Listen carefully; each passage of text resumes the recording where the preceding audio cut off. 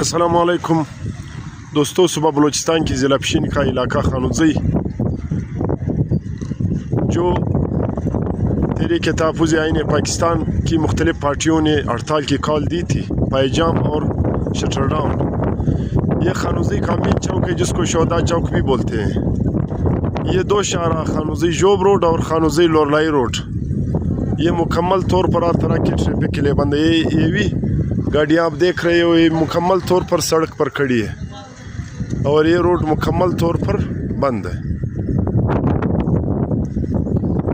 اور یہ دوسرا کوئٹہ لورلائی روڈ یہ بھی مکمل طور پر ہر قسم کے ٹریفک کے لیے بند ہے۔ یہ جو 3-4 دن پہلے خودکش حملہ ہوا تھا اختر مینگل کے جلسے پر، یہ اس کے حوالے سے تحریک تحفظ آئین پاکستان اور دوسری پارٹیوں کی طرف سے مکمل طور پر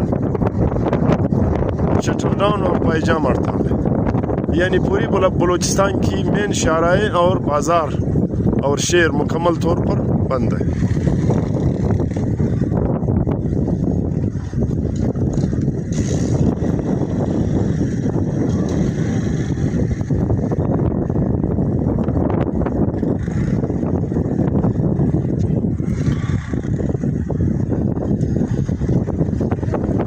یہ ہڑتال میں بیٹھے مختلف پارٹیوں کے شرکاء آپ کو نظر آ رہے ہیں۔